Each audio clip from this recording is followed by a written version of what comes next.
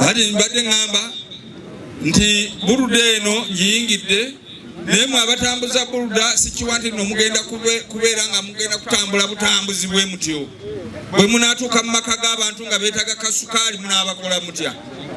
Ekisa munaakibatuusaako mutya nga temulinaamu kasente? Mu nsawo yammwe ngenda kuteekamu emitwalo 30 bye munaatandikirako nga mutambula. Barakallahu fik.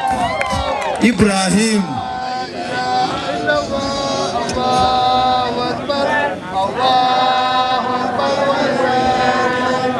Nolwekyo njagala okubeebaza ne sekwebaza yenna basi Ibrahim.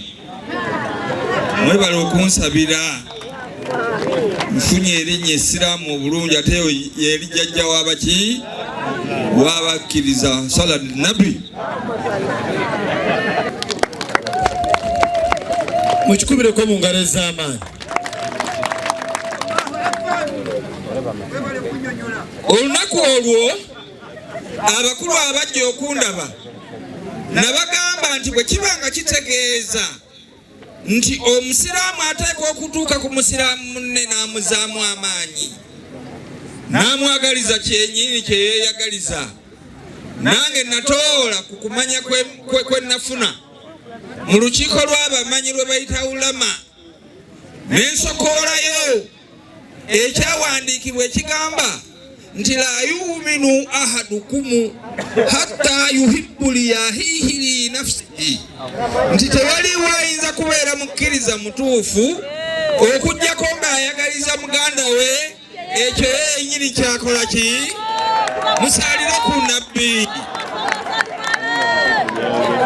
Kale nno ekyo kye kimpaludde. Naye kaakati muganda wo y'ani?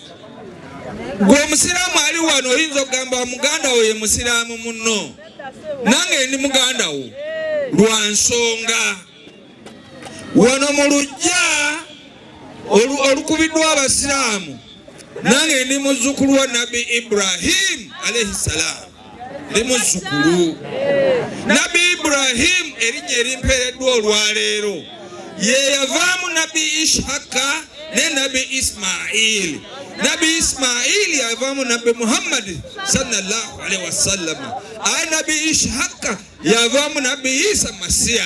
N'olwekyo aba Nabbi Isa Masiya n'aba Nabbi Muhammad sallallahu alaihi wasallam obujjajja buli bumu bwe bwa Nabbi Ibrahim alayhi salam ye jjajja w'obusiraamu. N'olwekyo wano nzize ku bujjajja.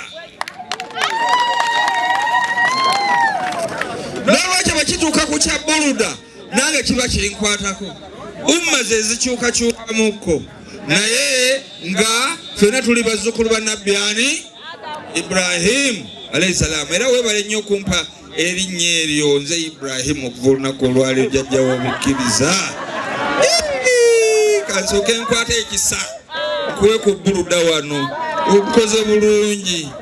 Onkoze bulungi maama, mumpeere omutwalo guno ampadde erinnya.